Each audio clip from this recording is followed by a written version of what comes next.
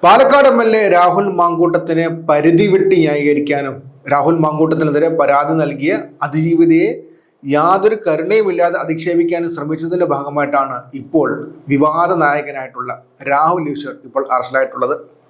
താൻ തെറ്റൊന്നും ചെയ്തിട്ടില്ല, തനിക്ക് നിയമം അറിയാമെന്ന് അദ്ദേഹം നാഴികയ്ക്ക് 40 വട്ടം വിളിച്ച് പറയുന്നുണ്ട്. പക്ഷെ പോലീസ് അറസ്റ്റ് ചെയ്തിരിക്കുകയാണ്.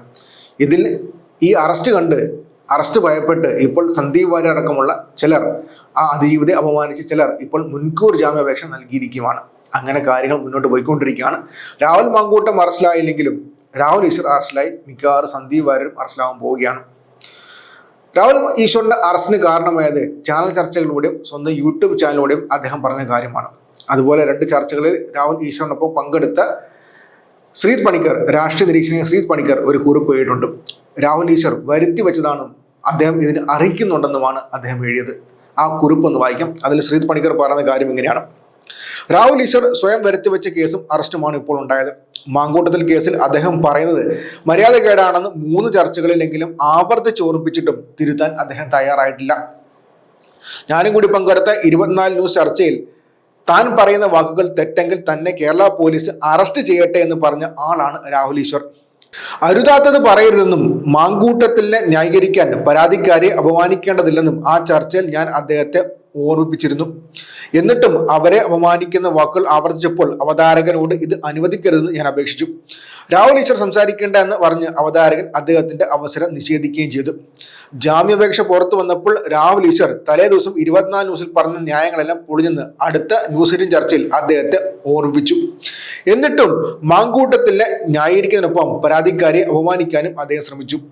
പിന്നീട് അദ്ദേഹം നിരന്തരം ആവർത്തിക്കുകയും ചെയ്തു. മാങ്കൂട്ടത്തിൽ പോലും പറഞ്ഞിട്ടില്ലാത്ത വിചിത്രവാദങ്ങൾ രാഹുൽ ഈശ്വറിന് എവിടെ നിന്നാണ് കിട്ടിയെന്ന് ഞാൻ ചോദിച്ചിരുന്നു. വിവാഹ സ്റ്റാറ്റസ് മറച്ചു വെച്ച് പരാതിക്കാരി മാങ്കൂട്ടത്തിനെ ചതിച്ചെന്നൊക്കെയുള്ള വാദം ജാമ്യാപേക്ഷ പുറത്തായപ്പോൾ പൊളിഞ്ഞെന്ന് ഏഷ്യാനെറ്റ് ന്യൂസ് ചർച്ചയിലും പറഞ്ഞിരുന്നു. അതിന്റെ തുടർച്ചയിലാണ് രാഹുലിന്റെ പിന്നീടുള്ള ഇടപെടലുകൾ ഉണ്ടായതും ഇപ്പോൾ അറസ്റ്റിൽ കലാശിച്ചതും. തിരുത്താൻ അവസരം ആവോളം ലഭിച്ചിട്ടും പരാതിക്കാരുടെ സ്വകാര്യത മാനിക്കാതിരിക്കാൻ അദ്ദേഹം ശ്രമിച്ചതിന് ഒരു ന്യായീകരണവുമില്ല. ന്യൂസ് 18 ചാനലിൽ അവതാരകൻ എന്നോട് ചോദിച്ചിരുന്നു, രാഹുൽ ഈശ്വറിന്റെ പോസ്റ്റുകൾക്ക് കിട്ടുന്ന വലിയ സ്വീകാര്യതയുടെ കാരണം എന്താണെന്ന്. ഞാൻ പറഞ്ഞ മറുപടി ആവർത്തിക്കുന്നു.